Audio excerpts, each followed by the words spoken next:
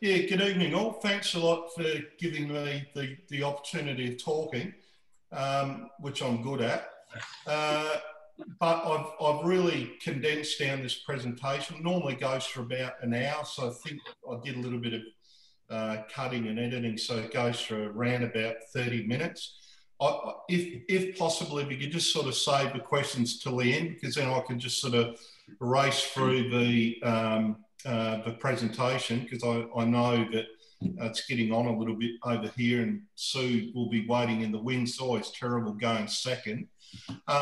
So I'm not going to really touch an enormous amount tonight on the rules for the Worldwide Flora and Fauna Program, but more about its history and when you go out in the field, how you can fill up your logbook, and a few little tips that I've learnt over the years. So that picture on the screen is actually an activation that my wife and I did. My wife's Maria VK5 Mike Alpha Zulu, and that was an activation that we did in November down at the Encounter Marine Park. So we did a little beach activation there.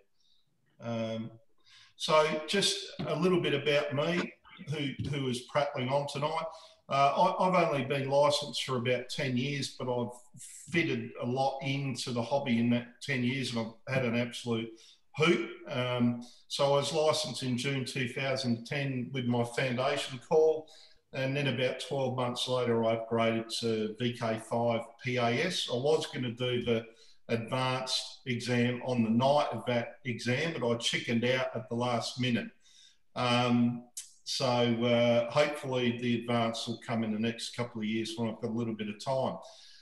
And since 2013, which is when the parks program sort of kicked off here in Australia, I've done about 500 park activations.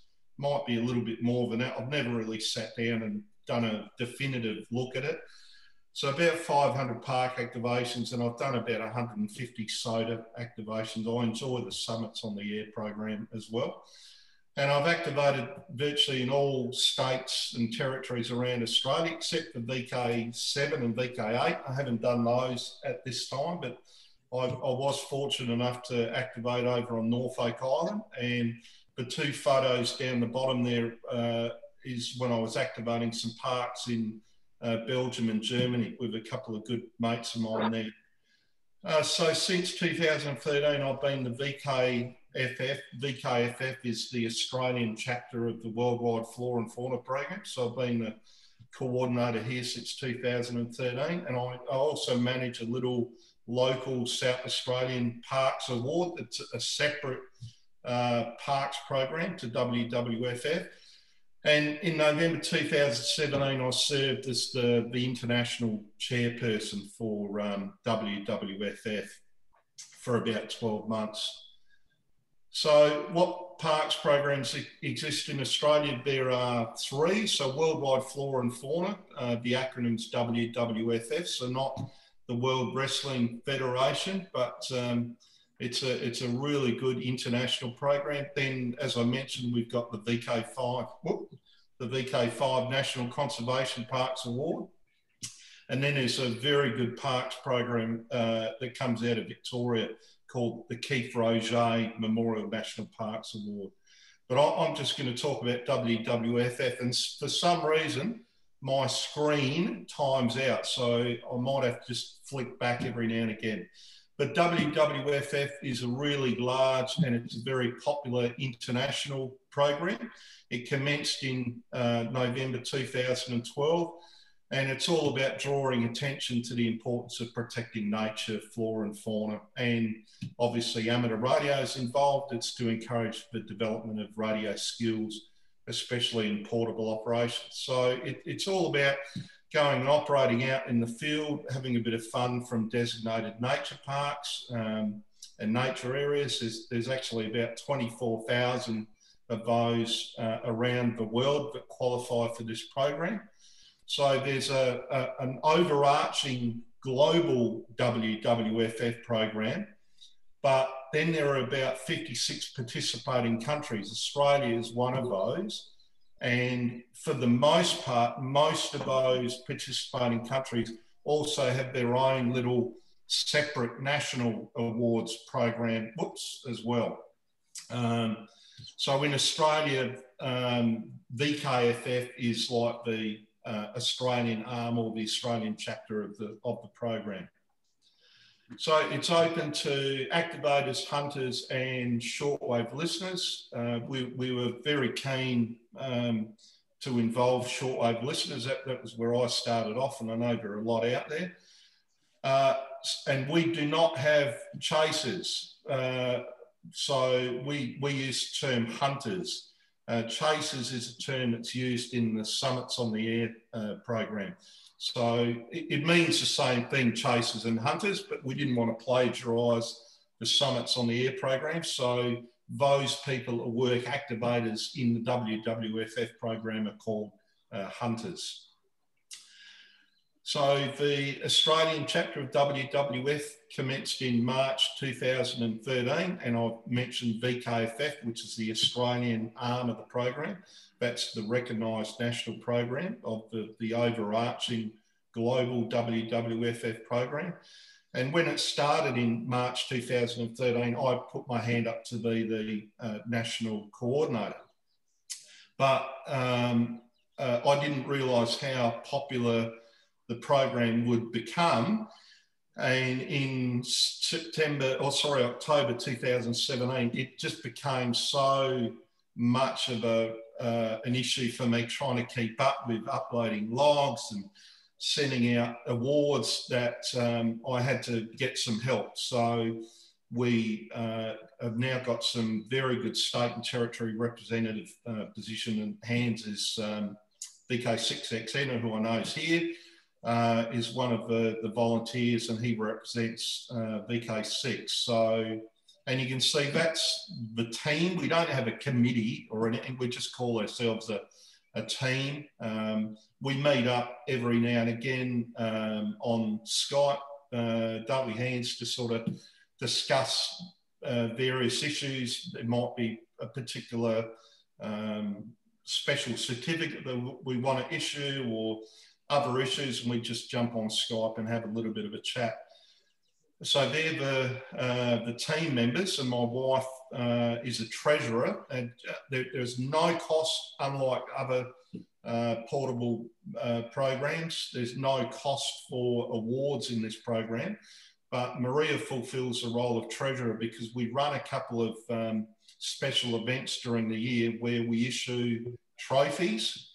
And we are very lucky that we have a very dedicated group of people who donate money each year.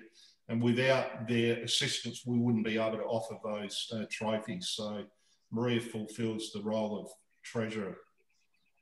And the WWFF director is really the Bible. It's the reference source for all of the qualifying parks in the program.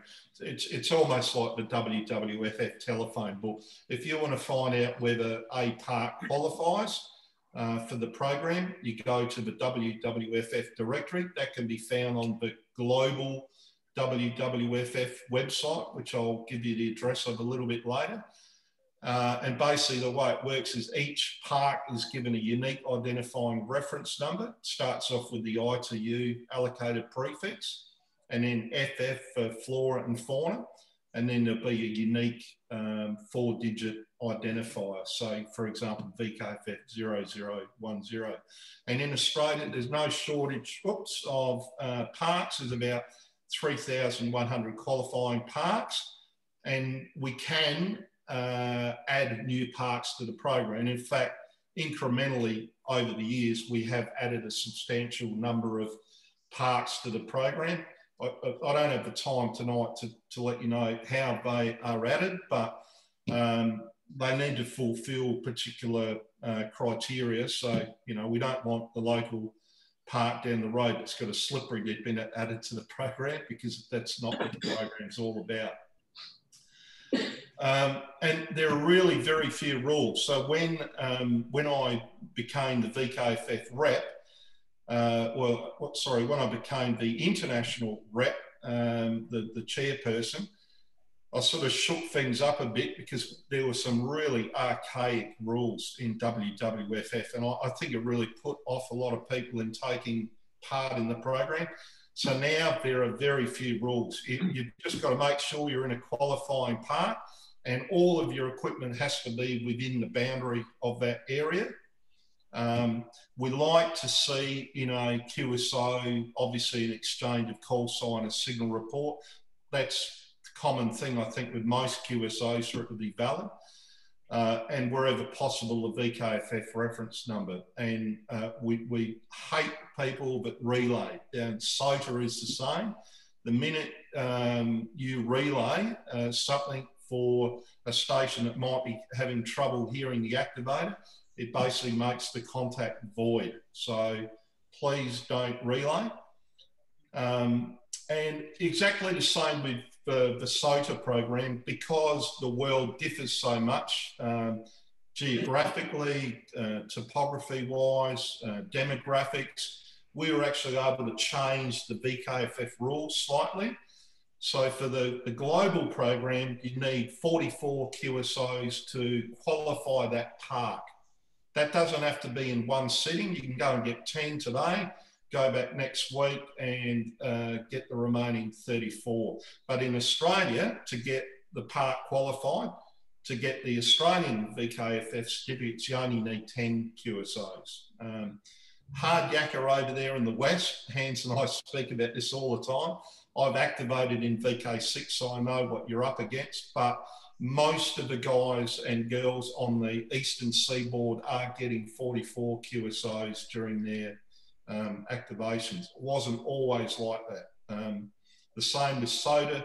The program sort of increased in popularity, and now we have a lot of dedicated hunters.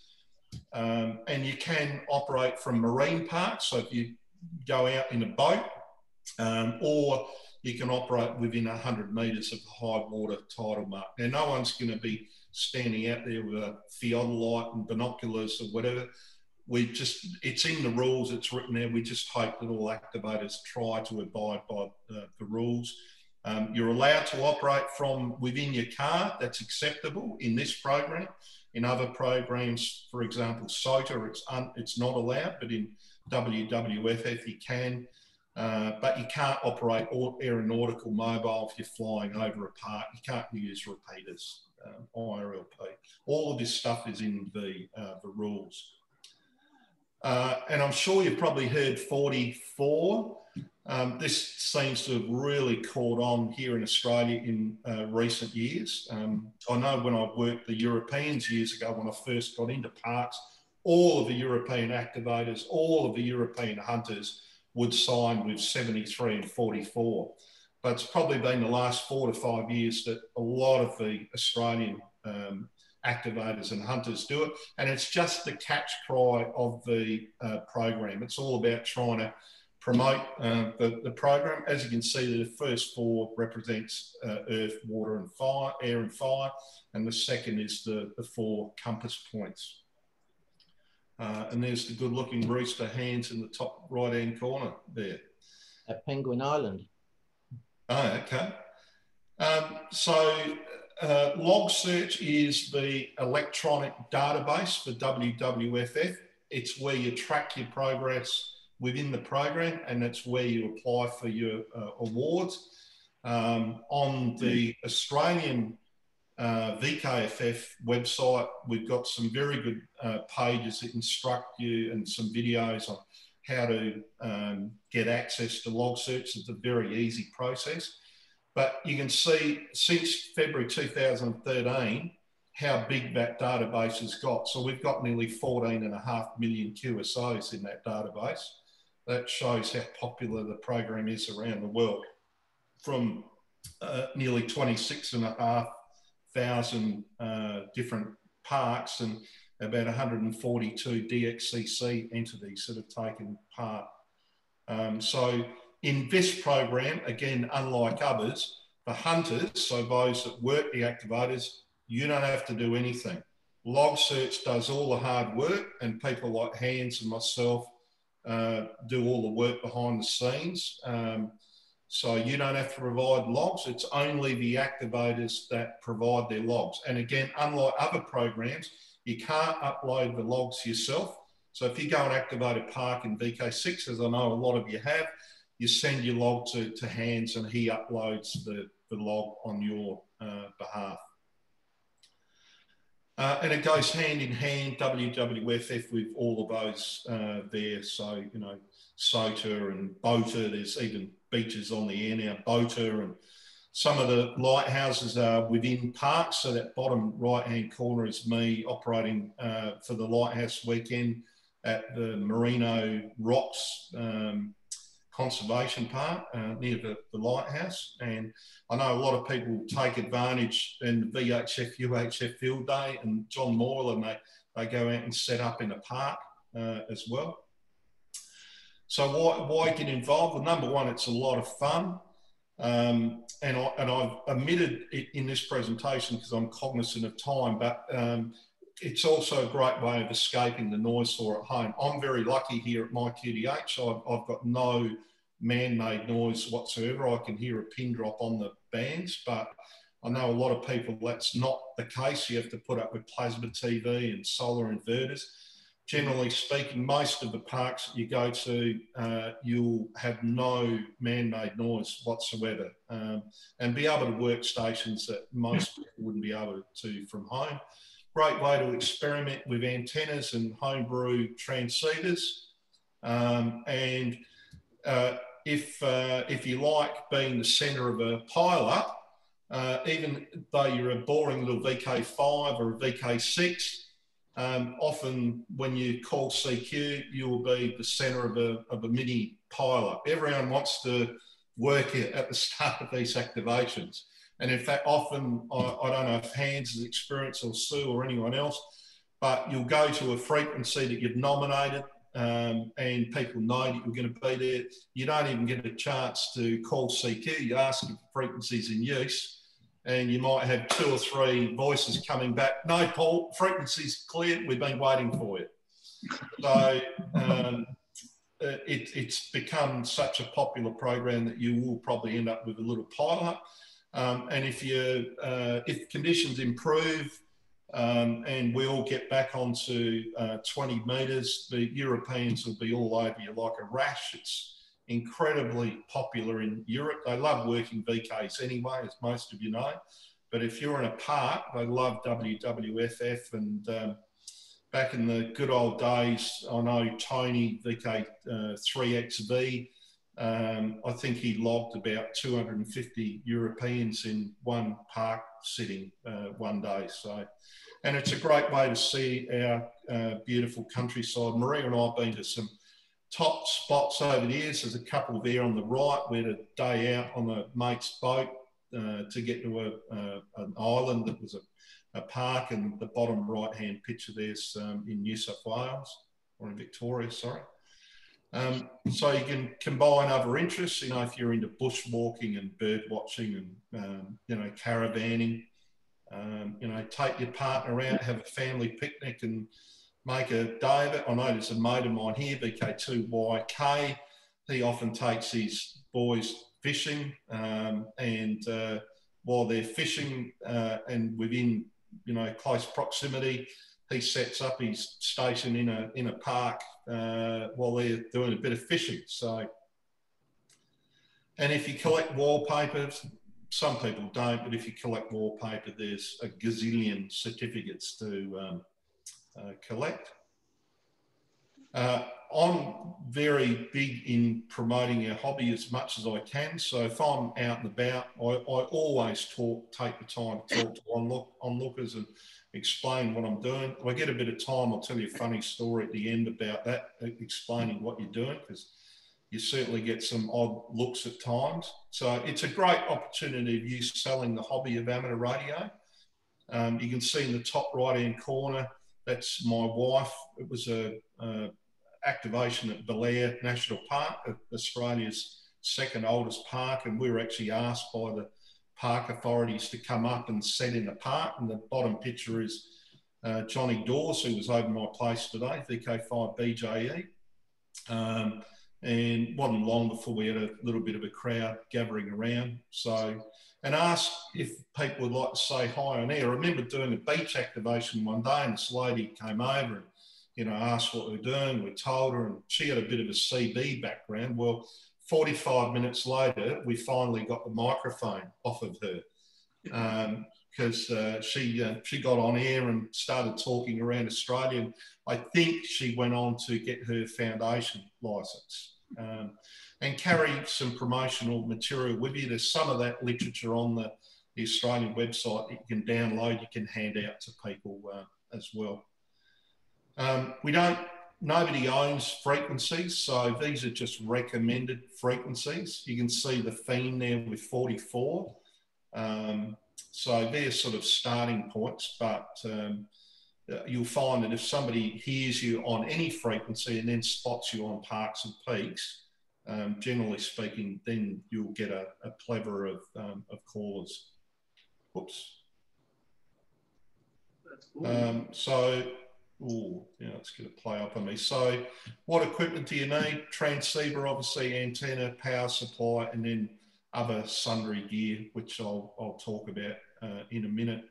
So that the bottom right was an activation Maria and I did. We had to hike into that park, and there was no bench or desk or anything. We had to lay on the beach, and it was blowing a gale that day. So we were keen to get our tent and then get out of there. Whoops, this is really playing up tonight. So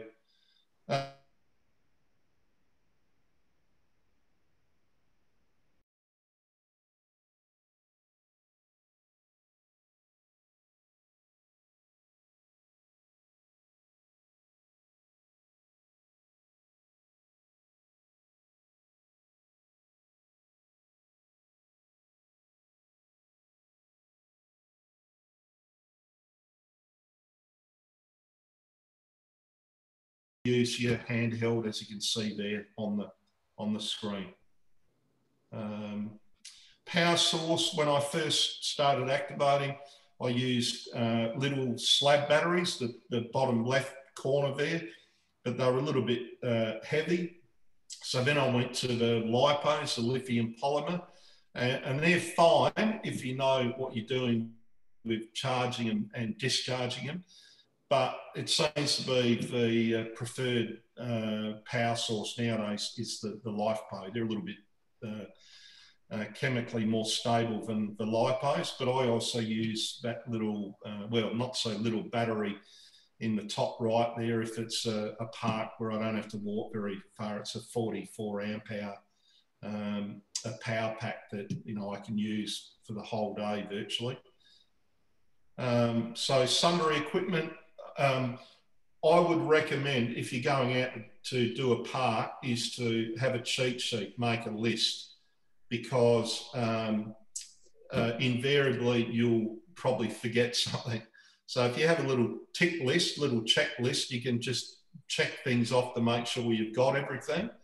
The photos on the right, there are silly activators. Maria and I are two of those that often activate in the rain. So that's a little Bofi bag. I presume everyone's heard of those. They're just like a little emergency shelter, and you can huddle under that to get out of the rain if you're that much of a desperado like some of us are.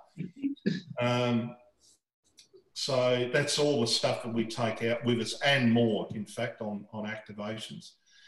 Now, I'm going to really annoy Sue here because I don't use her excellent app. I know it's used by many, and in fact, I've got to try it one day. But I use paper in the field. Now, it's probably a bit bizarre for me because from the day I was licensed, I've always run an electronic log at home. But I like using paper in the field because I can scribble things down. And then when I get home, I use a program called Fast Log Entry. It is an absolutely brilliant program if you're not keen enough to use Sue's app and Peter, VK3ZPF's Portalog app. Fast Log Entry is created by a German guy, and it's a great way to rapidly enter QSOs very, very quickly into an ATIF file, which is the suitable format to provide to hands to upload. Spotting and alerting. There are a couple on there, obviously the DX cluster, but Parks and Peaks is sensational. Now, Sue has created the app of Parks and Peaks, which she'll tell you about, but Alan Harvey, VK3ARH, has created Parks and Peaks, which is a spotting and an alerting facility for VK park and soda activators and hunters chasers. And it's very good. So if Sue's in a park and hands work Sue and spots her on Parks and Peaks, next thing a kookaburra goes off on Parks and Peaks. And believe me, there are some absolute diehards, I'm waiting to see Hands and Sue nod here, who sit there with the bloody computer going, or they'll have it on their phone, and the minute they hear the kookaburra, bang, they go to the radio. And if you're on a soda peak, you hear a goat bleat. So that's Parks and Peaks, the website. Oops, this is really playing up, I'm sorry. So how do you fill up your logbook? For me, the secret is in the antenna. We all know that. It's even like your home station. It's antenna. So whatever works, like I said, for you. For me, I love the Link dipole. It's a lightweight, easy antenna to set up. If something goes wrong, it's easy to repair. Be band agile, so don't just sit on 40 metres. I'm sure it really must piss off the VK6 people when the eastern seaboard guys sit on 40 metres and don't give other bands a go. In the last couple of weeks, myself and Maria, and I'm sure the other park activators, have found 15 metres has been absolutely brilliant for contact. So be band agile, jump from band to band to band. And before you go out, try and advertise your intentions. Put your intentions on as many forums as possible, and consider the time of the day that you're going out. Is 40 metres going to work in the middle of the day as well as in the afternoon? We all know probably not. Look at the solar figures and the HAP charts and things like that. Consider setting up a little SMS group with friends. I know I've got that going, so I think Hands is on my list. And if I'm in a park, I'll just send a little SMS out and everyone gets that message. And you can use the local repeater to let people know that you're there, but of course you can't include those contacts. Okay, so this is the last few slides. These are just some tips for activators. Now, this is what I do. Again, I always say, whatever works for you, and it is working, continue to do that. But me personally, this is what I do. I always try and ask for park activators first, because if you get a park-to-park contact, in other words, you're working up a park activator, you get special certificates for that. And often the park activators are running lower power. And of course, they get stomped on in the pile up at the start. So I always ask for the park activators first. Then I ask for the QRP stations. QRP for me is 5 watts or less. It's not the foundation call, 10 watts. It's 5 watts or less.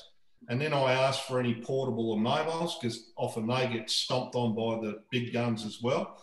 And then I'll always ask for DX, even if it's on 40 metres. I remember, again, doing another beach activation. I came home and you should have seen my inbox from the Europeans. They were actually hearing my piddly little 5-watt signal from the beach on 40 metres in Europe, but I didn't ask for DX, and of course I didn't listen for DX. I just worked VKs, and of course they were getting drowned out by the VKs. So always ask for DX, because you never know who's out there that's listening that might be able to hear you. And then I always ask for those that can hear but with difficulty. We all would have heard that, where conditions fluctuate. You'll be able to hear somebody 1 minute and then the next they're gone. And then finally I ask for everyone else, and that's when generally all merry hell breaks loose and you end up with that little pilot that I was talking about. And some operating tips for hunters and stuff: don't queue jump. Have a listen to what the activator is actually doing. So going back to what I said about using a paper lock, because you get these plethora of callers calling in, you'll often hear VK6XN, VK5A. I scribble those call signs down, and then when everyone stopped calling, I go back and I acknowledge those stations that I've heard. And what really annoys me is these queue jumpers who then jump in between overs to get their call sign in, who aren't patiently waiting for the list to finish, if that makes sense. I never acknowledge the queue jumpers. So have a listen to what the activator is doing. I know it sounds basic, but you would not believe how many times, and again, I'm waiting to see hands and Sue nod, but you'll get on a frequency and next thing some big gun station will come on. They don't ask if the frequency's in use and bang, they drown you out. And don't have an extended QSO with the activator. Try and keep the contact short, because remember, they're trying to get their 10 and 44 QSO. So if they have a 10-minute QSO with everyone, they're going to be in the park for a long time. If things get quiet and you've got a question you want to ask them, then you could probably go back to them. But just try and keep your over short, or your overs short with the activator. The last two little slides here are two weekends or two special events that we have. So every November, we have what we call the VKFF Activation Weekend. And it's a very popular weekend where all park activators around Australia go out in the field. It started in 2015. That was our inaugural year. So our next event is on the 27th and 28th of November, 2021. And it's just a great weekend to go out and dip your toe into the water and try park activating, because there'll be a gazillion park activators out there. As you can see, this year we had 42 different amateurs who went out for that weekend in Australia, and they activated about 62 parks, different parks. There were about 2,000 QSOs, and of those, there were about 710 that were somebody in a park working in other park activators. So what we call park to park contacts. So it's a really good weekend to have a crack. And then going back to what I said before about donations, this is a really fun event we have in October. It's called the VKFF Team Championship. It's just a fun team event. This year is the 24th of October. And you just come up with some quirky team name, and you go out up to 4 people in your team, and over a 24-hour period, you choose 6 hours in that 24 hours, 6 hours maximum that you can operate, and you try and get as many contacts as you can. And you get certificates and trophies, as you can see down the bottom there.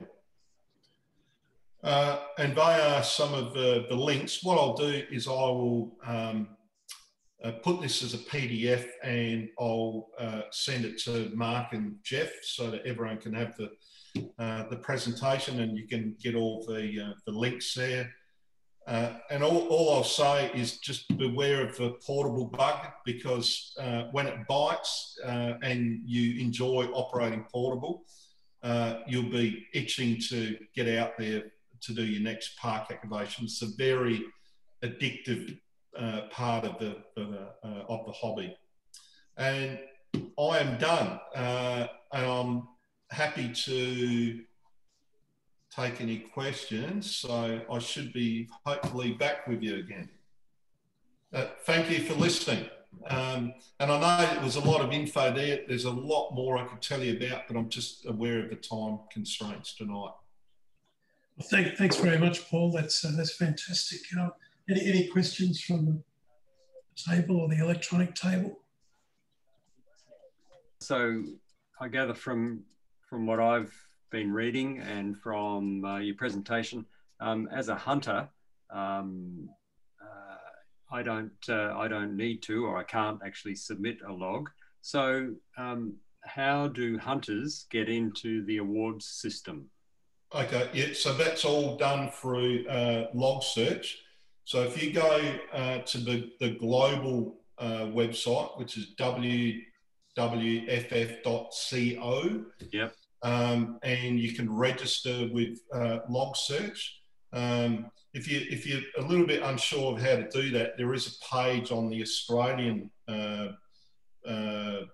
WWFF page, which is, if you just Google WWFF Australia. But generally within 24 hours, the guys in Europe will get back to you. They'll give you access to log search. And just have a bit of a play in log search. It takes a little bit of time to get used to it, like anything. But you'll be able to track your progress there. You'll be able to actually see all of the QSOs that you've made as a hunter with park activators. And there are little buttons that you click on. So if you want to apply for an award and you become eligible, you'll be able to click on a button. And what happens is that there'll be an auto-generated email to the relevant award manager, and then they prepare the award for you. You'll get an acknowledgement that your submission has gone in, and then the award manager just shoots off the award certificate for you, all free of charge. So yeah, with SOTA, with summits on the air, there's a requirement for both the activator and the chaser to data enter their log or their contacts into the database. But with WWFF, the hunters don't have to do that. It's just the activator. And that's why it's important that the activators provide their logs, because if the logs aren't uploaded to the system, the hunters that work that park activator won't be able to claim that park. So even if you don't get 10 QSOs, even if you go out and only get 3, you may not have qualified the park, but we always encourage you to send your log in, because those 3 people that work you want to get that park. Yeah. And then of course, next week you might go back and get your 7, so you qualified it. Okay, thank you. One more question if I can. State parks and state forests and state nature reserves and shires and travelling stock routes, how do they align with the... Yeah, so if you go to, it's a long, complicated process, as Hans knows. He's just created another list of new parks in Western Australia. Right. But basically, for a park to qualify in the program, it needs to have what they call an IUCN category, which is the International Conservation System. They categorise parks. So as long as a park has a categorisation in that system, there's a website called Protected Planet, and most of those will appear in Protected Planet. So if the park has an IUCN category, it can go into the program. When this first kicked off, the Russians actually created it, and they obviously researched Australian parks poorly, and there were a whole stack of national parks that weren't even on the list. So progressively over the years, we've been adding more and more parts to the program. We've got a maximum of 500 in Australia that we can add every calendar year. So we sort of share it around, you know, I was just going to say, 100 here, 100 there. It's worth mentioning the CAPAD document that comes out every 2 years. That's really where the trigger is for parks, new parks. We've got you know, like Hans in VK6, Hans will research the park, make sure you're allowed access there, because some parks are closed for conservation reasons. So there's a fair bit of work that goes in behind the scenes before we just willy-nilly add parks. But if there's a park that you've found that's got an IUCN category and it's not on the VK6 list and you would like it added, Hans and I are always receptive to getting emails, and we'll add the park to the program. So what sort of defines then a park? So you said you know, the local swing and slide obviously doesn't, but yeah. Presumably state forests and things like, I'm thinking of what sort of things, you know, could and should be nominated. For instance, in New South Wales, there's something called travelling stock routes, which are, you know, traditionally cattle stock routes sort of thing.